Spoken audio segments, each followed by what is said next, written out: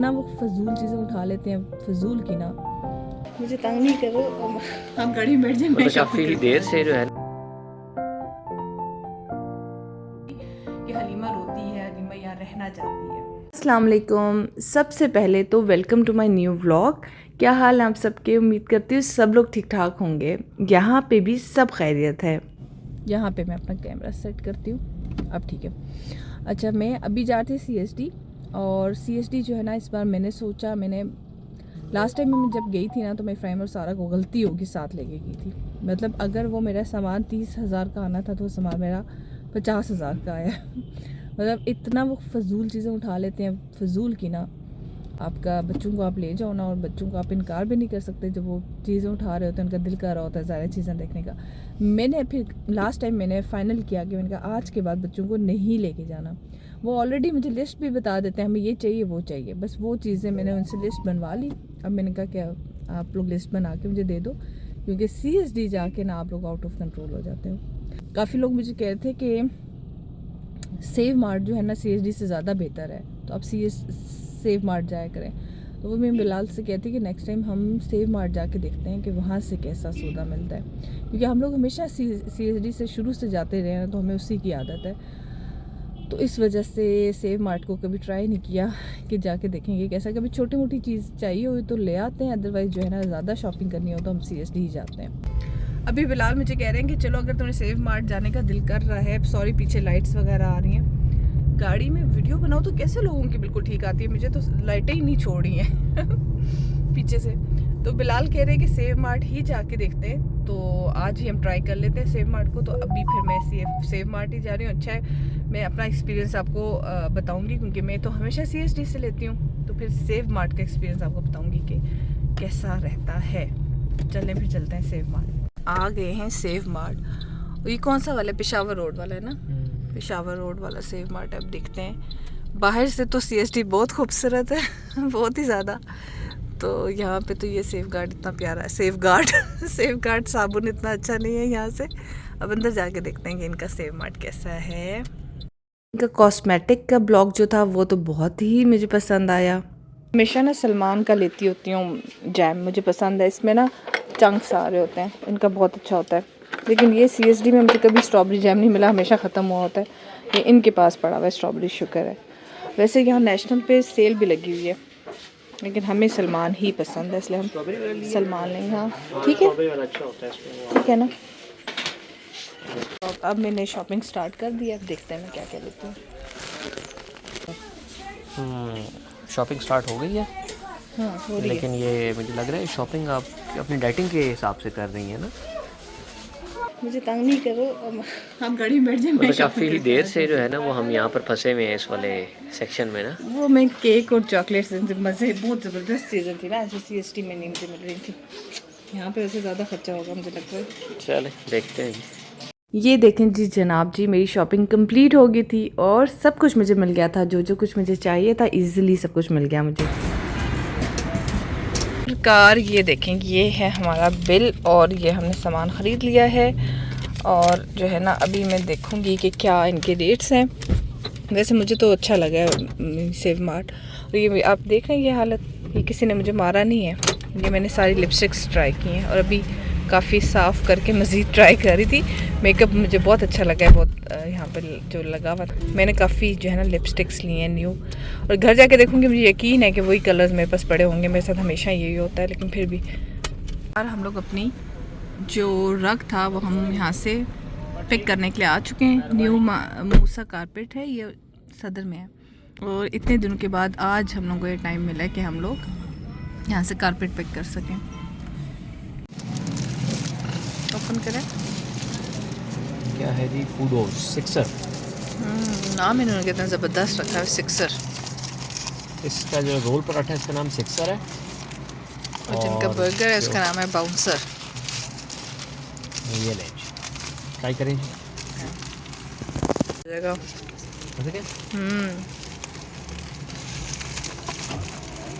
अच्छा, ये sixer and bouncer जो है ना ये सदर में है, बहुत मज़े का इनका मुझे लगा ये जो रोल पराठा था। फिर घर आए तो आप कह रहे हो कि फिर खा रहे हैं। नहीं, ये बिलाल ने कबाब फ्राई करवाए थे जो कल मैंने मंगवाए थे ना, जहाँ से मैंने आपको मेंशन किया था। और यकीन करें ये देखें कितने अच्छे इसमें से ना रेशो वाला कबाब था, जो रेशो वाला प्रॉपर होता है ना वो वाला। अभी हमने अंडों के और ऑयल के बगैर इसको फ्राई किया तो इतना ज़बरदस्त फ्राई हुआ। अच्छा जी, अब हो रही है कल एक दावत हो रही है हमारे घर पे और उसकी प्रिपरेशन मैंने रात को कर ली। इसमें मैंने क्या किया कि मैंने फ़िश को यहाँ पे अभी मैं लगा के जा रही हूँ सिरका और नमक, ये चीज़ें लगा के अब इसको मैं कम अज़ कम भी 2-3 घंटे इसको इसी तरह रखूँगी और इसके बाद मैं इसमें मसाला लगाऊंगी। फिर जो जो मसाला लगाऊंगी वो भी मैं आपको शो करूंगी। ये है कि सिरका और नमक और क्या अदरक लहसुन भी थोड़ा सा लगाया था, इससे ना वो अच्छी तरीके से इससे जितनी भी स्मेल है वो निकल जाती है।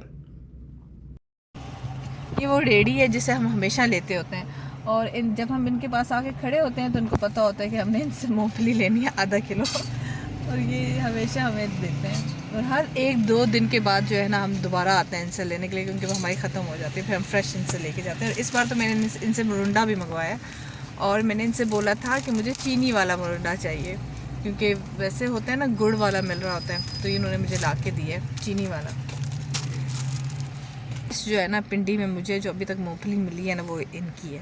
अब इसका मैं आपको किस तरह से रास्ता बता। आधा किलो हाँ।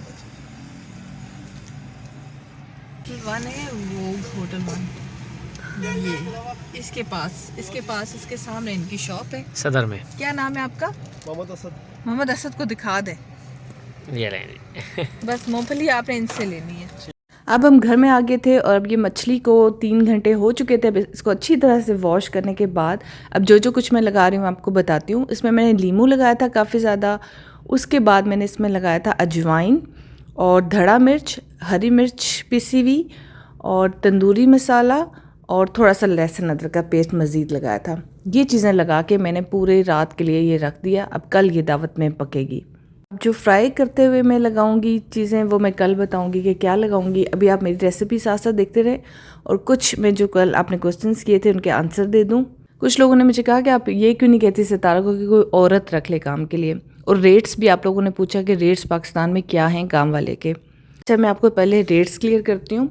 रेट्स का ये है ना कि यहाँ पे पाकिस्तान में 25,000 से स्टार्ट होता है। मतलब अगर फुल टाइम मुलाजिम रख रहे हो तो आप उसे 25,000 भी देते हो, उसको रहाइश भी देते हो, खाना भी देते हो। वो 25,000 से लेकर कुछ लोग 30,000 दे रहे हैं, कुछ बहुत अमीर हूँ तो वो 35,000 दे रहे हैं। मतलब ये 25 से 35 के दरमियान का रेशियो है। अब ये एक हाउस हेल्पर की पे है। अब इस लिहाज से अगर आप सरकारी मुलाजिम को देखें कि अगर वो सरकारी जो घरों में काम करता है उसकी पे ज़्यादा है, लेकिन क्योंकि वो थोड़ा बहुत एजुकेटेड होता है, वो प्रॉपर सरकारी तरीके से भर्ती हुआ होता है, तो उसकी पे थोड़ी ज़्यादा होती है। और अगर औरतों का आप देखो तो 6,000 तकरीबन एक काम के लेती हैं, 6-7 हज़ार। तो वो जैसे कपड़े धो रही हैं तो उसके अलग होंगे, और बर्तन धो रही हैं तो उसके अलग होंगे, सफाई कर रही हैं तो उसके अलग होंगे। तो अगर आप औरत किसी को रखते हो तो काफ़ी रीज़नेबल बन जाता है। वो आती हैं, काम करती हैं और चली जाती हैं। लेकिन हर बंदे का ना अपना तरीका होता है। अब सितारा से मैंने बात की थी तो वो कहती कि औरतें अगर आती हैं ना काम के लिए तो डिफरेंट घरों से आती हैं। तो मेरा व्लॉगिंग का काम है तो मैं उस तरह से कंफर्टेबल नहीं हूँ।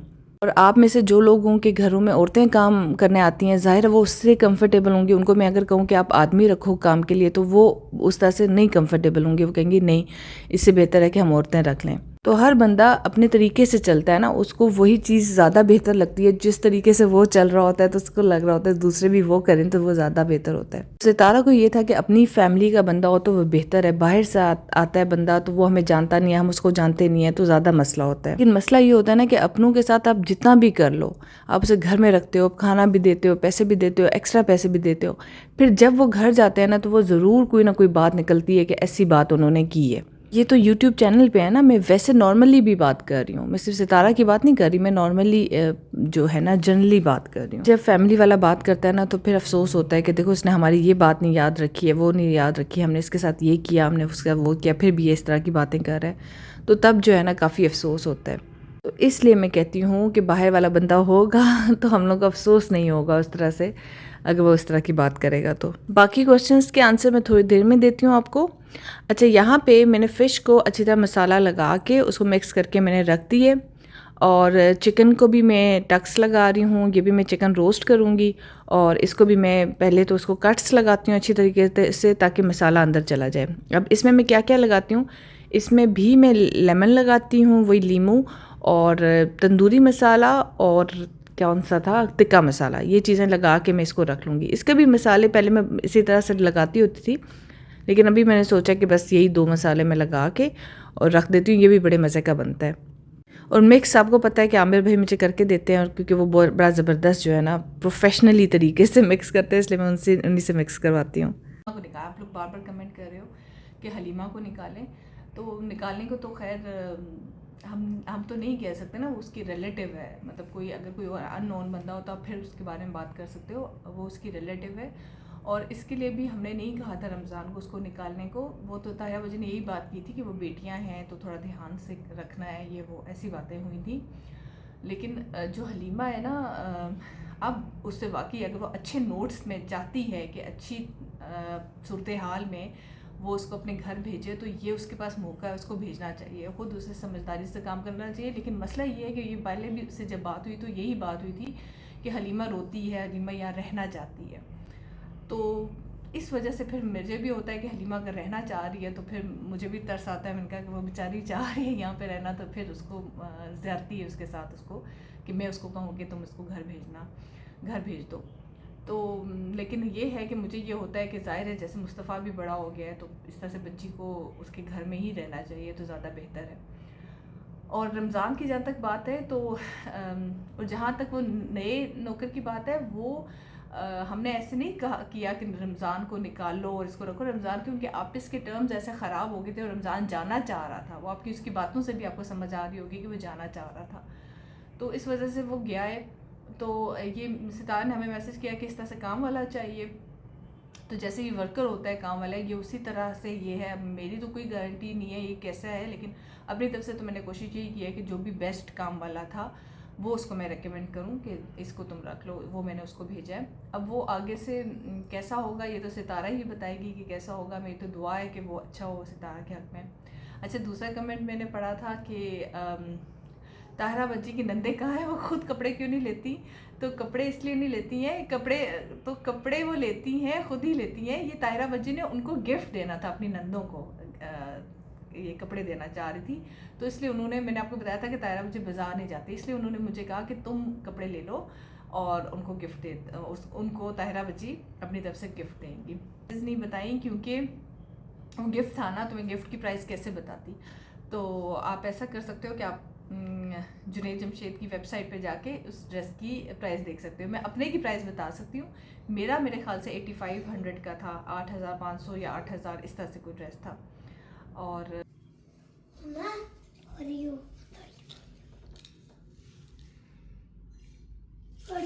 जब तक मैं लूँगी नहीं इसी तरह खड़ी रहोगी, पक्की बात है। चलो 1 आध घंटा तो मैं सुकून से बैठूँ ना, इसी तरह रहना, ठीक है। 1 घंटे के बाद मामा पकड़ेंगी।